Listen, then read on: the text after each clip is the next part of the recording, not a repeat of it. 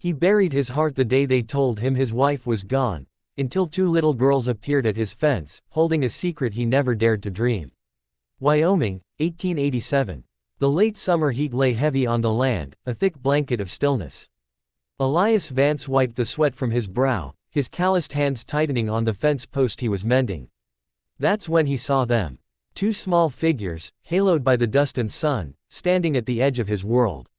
They couldn't have been more than 5, their dresses faded, feet bare and dirty. One clutched the hand of the other, a single worn bag between them. The bolder one took a shaky step forward. "Are you our papa?" Elias felt the air leave his lungs. The world seemed to pause.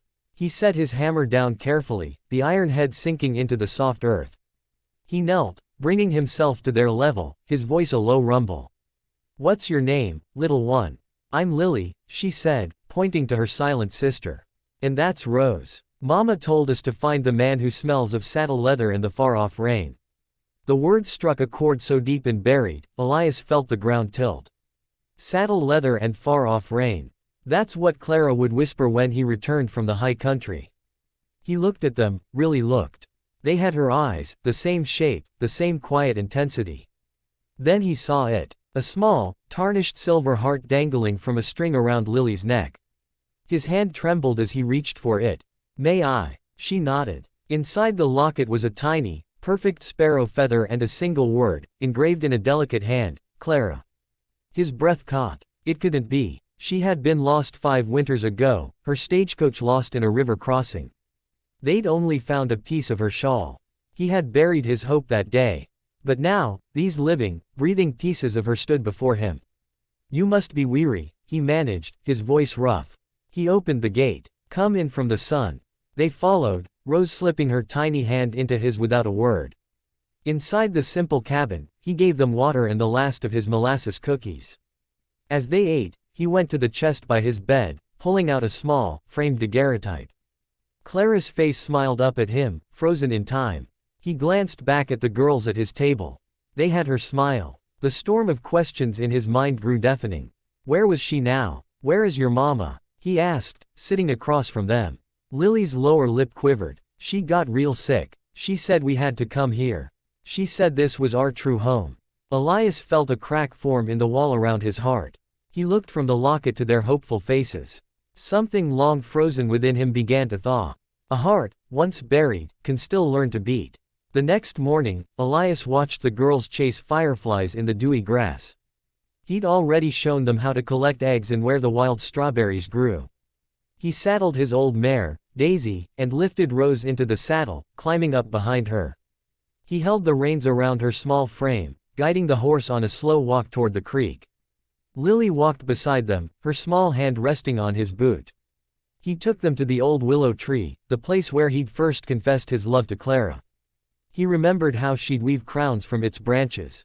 And in that moment, watching Lily look up at him, he saw Clara's spirit shining back. A hinge, long rusted shut in his soul, finally creaked open. They spent the day together. He chopped wood while Rose stacked the pieces with intense concentration. Lily drew pictures in the dirt with a stick. It was during this piece that Lily, running too fast, tripped over a stone and fell hard. She cried out, a sharp sound that sent Elias sprinting to her side. Her knee was scraped raw, blood mixing with the dirt. He tore a strip from his shirt, dabbing the wound gently. "You're all right," he soothed, his hands steadying. "You aren't angry," she whispered, tears welling. He looked at the freckles dusting her nose, so like her mother's.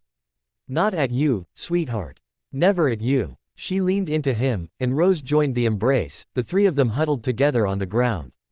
That night, with the girls asleep by the hearth, Elias stared into the flames. The heart he thought had turned to ash 5 years ago was now a steady drum in his chest. And it was beating for more than a memory, it was beating for answers. 2 days later, Elias rode into town and straight to the sheriff's office. The lawman looked up, surprised. "Elias Vance. Thought you'd become a ghost yourself out there on that ridge." "I need help," Elias said, placing the small locket on the desk. He told him about the girls, about Clara. The sheriff's expression grew grave. He pulled an old wanted poster from a drawer, scribbling a location on the back. "There's a place, a sanatorium of sorts, up north near the border. A woman was found there, years back. No memory. Badly injured. The description, it fits. Elias's heart hammered against his ribs. He took the paper and wrote. The journey felt endless. He found the place, a weathered building clinging to the side of a hill. A caretaker, a woman with kind, tired eyes, confirmed it. She was here near a year. Didn't know her name. A family took her in at their homestead down the valley. She's been poorly lately. Elias didn't wait. He rode until he saw the homestead, smoke curling from the chimney. A woman came out onto the porch, wiping her hands on her apron. I'm looking for a woman named Clara, he said, his voice strained. She nodded slowly. She's inside. The fever has been fierce. Elias stepped into the dim, herb-scented room. And there she was. Paler, thinner, her hair shorter. But it was Clara. His Clara. He knelt beside the bed. Clara. Her eyelids fluttered open. She looked at him, her gaze cloudy and distant. Do I know you? She whispered. The hope in his chest twisted into a sharp ache. We met once, he said softly, his voice breaking. A long time ago. He didn't leave. He stayed, mending fences, drawing water, a quiet shadow on the edge of her life. When asked, he said he was a friend. She watched him, a flicker of confusion in her eyes. There were moments, when he handed her a cup of tea, just the way she'd always liked it, or when the scent of him, leather and hard work, would make her pause and look lost. One night, her cries woke him.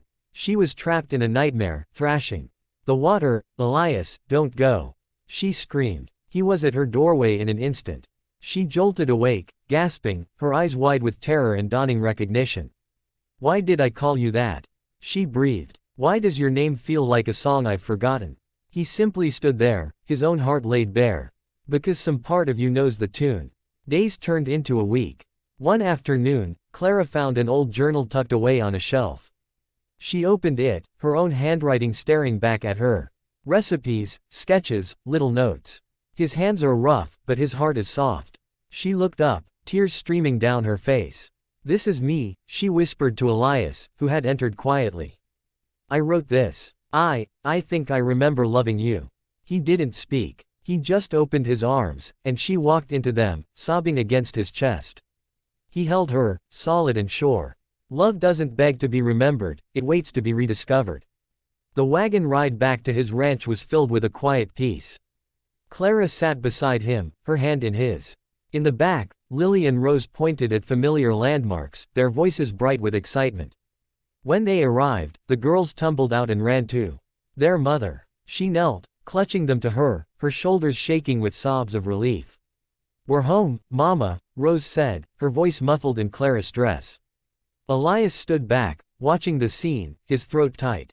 This was the picture he had given up on. That evening, after the girls were asleep, Clara sat on the porch. Elias joined her, holding a small, carefully carved wooden bird. I found this in the barn, he said. I made it for you, a long time ago. She took it, her fingers tracing the wings. She didn't need to remember the day he gave it to her. She only needed to feel the love with which it was made. She looked at him, her eyes clear for the first time. I don't remember everything, she said. But this feels like coming home. He took her hand. Then that's all we need. Months flowed like a gentle river. Clara's strength returned, her laughter once again ringing through the house. The girls grew, their lives woven into the fabric of the land. One evening, Elias hung a new sign over the porch. It read, The Vance Family Homestead.